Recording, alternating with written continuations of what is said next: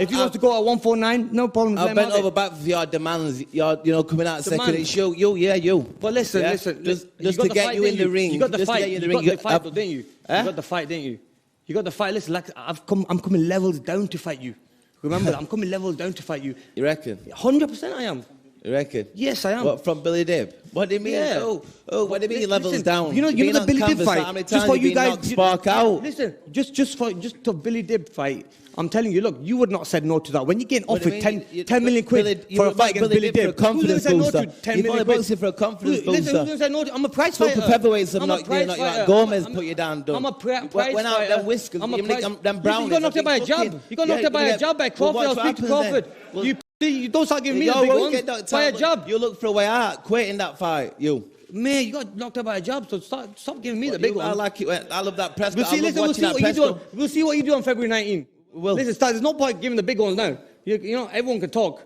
We'll see what you bring to the table. We'll see what you bring on the table on Feb 19. Kell, how much? What's good, family? So mash the like button, subscribe, and lick off the bell. So we just heard there from your mans, Amir, Queen Khan, and Kell Brook. Now I can't lie to you, man. Again, I'm actually gassed for this fight. And Eddie Hearn, I can't lie to you again. Yeah, why be ain't telling no lies. Eddie Hearn is going through it right now. Yeah, Eddie Hearn used to be the shining star of boxing, but he's really making bad business decisions, in my opinion. Because listen, I don't care what no one says. That press conference was the most authentic. I'm not talking about Eddie Hearn's manufactured ones where he has to pay Derek Chisora 50 grand to throw some table over. No, this was authentic beef, and my nipples were tingling for this one. Even though they're old and whatever else. Listen, who cares about old? That means someone going to sleep. Yeah, and the banter was on point. Amir Khan said, "Listen, Kelly, you got knocked out of a jab." Yeah. Kell Brook was saying, "Khan, you've been ducking me for the longest time." This was A1 for me. A1. Yeah? I'm locked into this fight right now. I don't care what no one says. This is the best fight of 2022 to be... 2022, this can be the best fight.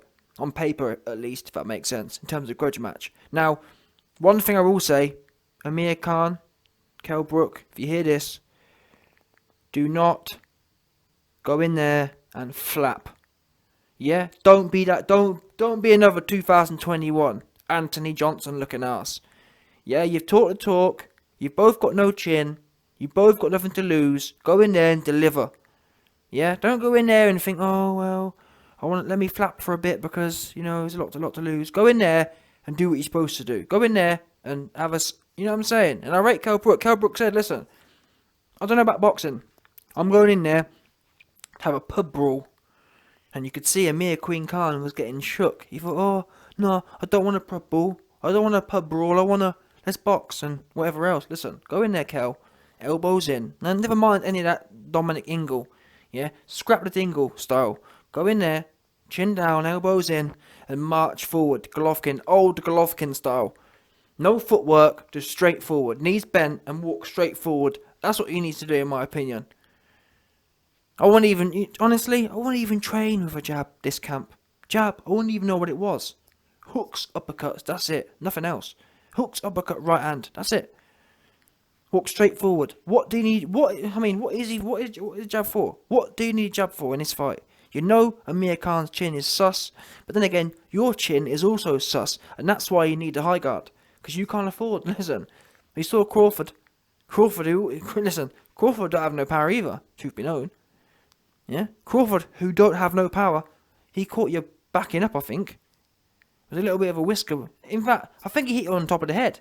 He hit you square on top of your head, and you still went out. So your chin is sus, and that's what makes this fight so interesting. Eddie Hearn has no doubt missed a trick here, because, again, honestly, yeah, the general narrative has been, oh, this fight's old, and this fight's played out, but I don't know.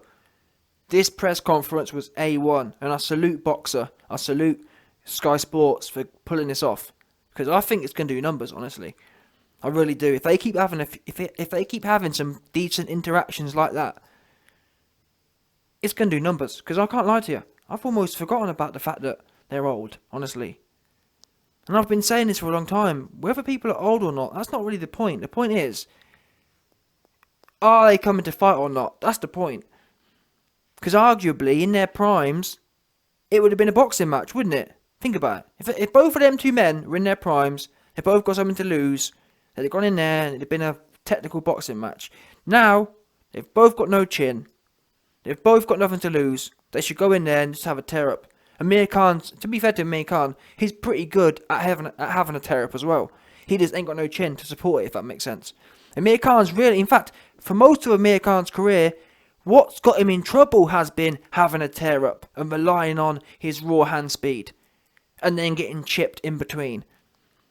So this fight's perfect, and the great thing is I actually believe this fight's more interesting, not only because they've both got nothing to lose, which should encourage them to throw caution to the air, to the wind, but also because now, there was a time, back in 2014 or 2015, I'd have told you that this fight wasn't fair. I'd have told you that Kell Brook, too big, too strong, too solid, he'd knock Amir Khan out. But now we know, arguably, Kell Brook's chin is as suspect as Amir Khan's, in my opinion. I think they're both as sus as each other, which adds to the intrigue. You just don't know, do you? Who's going out? And the thing is, because Kell Brook's been put down by a jab, it's not like one of them ones where normally people say, oh, it depends who lands a big shot first. Now it's just kind of like, it depends who lands a shot first. Yeah? The first one to land any shot, we're liable to see someone not. I mean, look at Amir Khan's recent career. Amir Khan's been in there with journeymen, and they put him down 2-3 times in a fight. But to Amir Khan's credit, he gets back up. And often he comes back to win the fight. So, I mean, I think one of Amir Khan's last fights against Crawford, that was a bad look. He quit.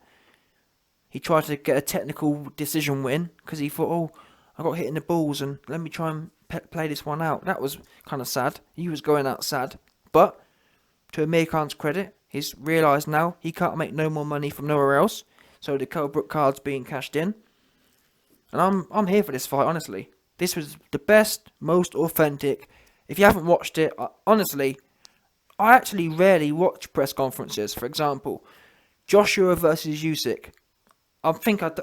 Honestly, I'm not even sure I watched it because who want to watch that? Who wants to watch Johnson and who wants to watch Anthony Johnson sitting there talking about, oh, I love Usyk and I love Ukrainian fans and I love the way Usyk boxes and Usyk's got super high IQ and yeah, Usyk's one of the best boxers in the world and I'm so happy and lucky to be fighting one of the best boxers in the world and he's so quick and he likes to juggle and I've started juggling as well and I'm just trying to learn from Usyk and I'm just trying to learn and grow and me and Rob, we love to learn and grow and Rob's in Lithuania right now but he's come back for the last 2 weeks so he can collect his full 20% cut and you want to watch that? I don't.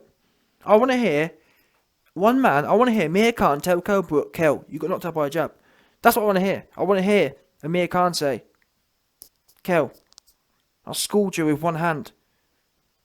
I schooled you with one hand in amateur sparring. And to be fair, Kell came back. I can't remember. I've kind of forgot what Kell said, but Kell had some lyrics as well.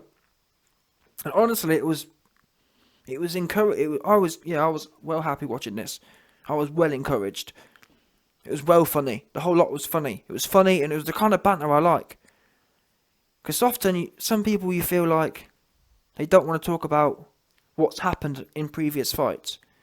Kell said, yeah, you quit. You look for a way out against Crawford. All these kind of things. That's the kind of banter I like to hear. Yeah? Kell said, listen, I'm coming in there, and I'm put on. In fact, even Domingo, I rate Domingo, you know. Even Domingo started having a go on Amir Khan. Domingo said, listen, he said, all the public knows Amir can't hold a shot. Oh, but then ever since, the thing is about that though, ever since Kell got caught, it's kind of, that's what I mean when I say it's 50-50, because before, I'd have given Kell the big advantage in both the trash talk and the fight, but now, ever since that Crawford fight, it's kind of opened it all up, wide open now, because normally, 5 years ago, yeah, all the jokes would have been on Amir Khan. Amir Khan's got no chin, etc., etc. Now, though, it's pure 50-50. Yeah? pure 50-50. And I love it. Yeah, really, honestly, I wish I could have more. I want to see more. Yeah, I want to see more. And maybe not too much because we've got more time. But in the last 4 weeks, get these two together. Because it's quality stuff. Kell Brook said, listen, I'm coming in there and I'm putting a chocky brownie right on the end of your whiskers for your Kell. Right on the end of your whiskers for your Amir. Yeah? And Amir, you was running from this fight. You didn't want nothing to do with this fight. Until now. And then Amir Khan, and what I like about Amir Khan is he always uses that narrative of, oh yeah, I'm taking a few steps down to come and deal with Kell. He's been, honestly, Amir Khan's been saying that for 10 years. For 10 years, yeah, Kell Brook's been chasing this fight, and Amir Khan's been saying, yeah, he's 10 levels below me. I'm taking a step back to go and fight Kell. Amir Khan had this fascination with fighting in the USA, because really, Amir Khan came up at a weird time. He came up right in that transition between American or USA dominating boxing and where the UK came up. And there was, people don't realise, in 2021, boxing's much more balanced between the UK and America. But back in 2008, when, in fact, I think, no, Amir Khan was 2004 Olympics. He went to Olympics in 2004 when he was 17. So back in 2004, that was a year after Lennox Lewis and Vitali fought. Just to show you how dominant USA boxing was back then.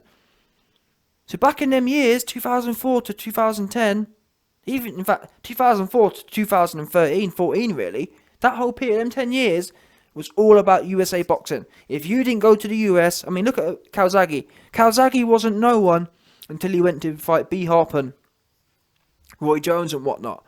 That's what you had to do back then.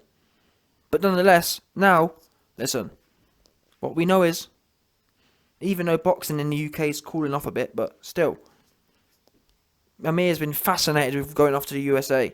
He back now. Yeah? I'm not sure where they're doing this, but this really should be a... I mean, will it sell out Wembley? I don't know. Who knows? It's a cracking fight, though. That's for sure. I'll be tuning in. Yeah? And that's the thing. A bunch of people tell you, oh, I'm not interested in that fight. If you watch that press conference and tell me you ain't going to watch, you're lying. Especially if you, I mean, for example, there's people out there who would watch Dillian Whyte versus Otto Wallin. I'm telling you now, I'd rather watch Kell Brook and Amir Khan 10 times out of 10. I was never trying to watch that fight. Otto Wallin versus some random dude. I mean, Dillian Whyte versus Wallin. Ain't no one trying to watch that. No one. But this Amir Khan fight versus Kell Brook, you want to see it. It's got all the elements to a good fight. All the elements. All we need now, though, is for them to deliver. I have to say it, and I'll say it one more time. Amir Khan, Kell Brook, do not flap. If you think you're going to flap, just pull out.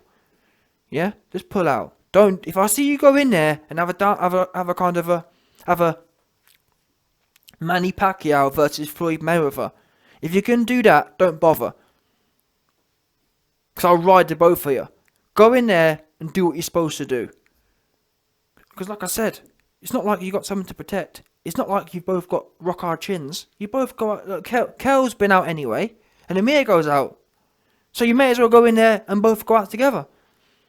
Yeah, on some Titanic thing. 100%. Who wins the fight? I still like to... Well, Dominic Ingle says that the knockdown and whatever else was circumstantial. That's what he says. He says, well, we got knocked down, but it was circumstantial.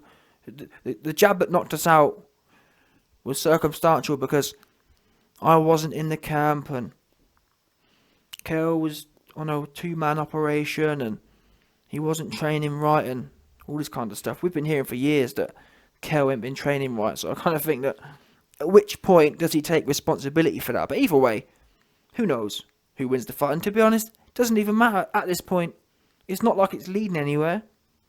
But Amir Khan was saying that, yeah, well, this fight I'm going to fill Kell in and then I'm going to move on to someone else. Amir Khan's delusional, but that's what's made Amir Khan good. That's why Amir Khan was able to go in there with people like Alvarez, because he is fully delusional. Although, to be fair, some people allege he was winning that fight. Anyway, all I know is that there was a time I wasn't even going to do a video on this fight, genuinely, but this press conference has got my nipples tingling, seriously. And I can't remember the last press conference that had me that way. It was all genuine. It was, like I said, I can tell fake ones. I can tell Conor McTapper just talking. This was genuine. I believe what they're saying, which is rare in 2021. We've all seen a Chisora rubbish. I mean, Chisora talks a game and then goes in there and don't do nothing against Usyk. I think Chisora could have stopped Usyk, to be honest with you.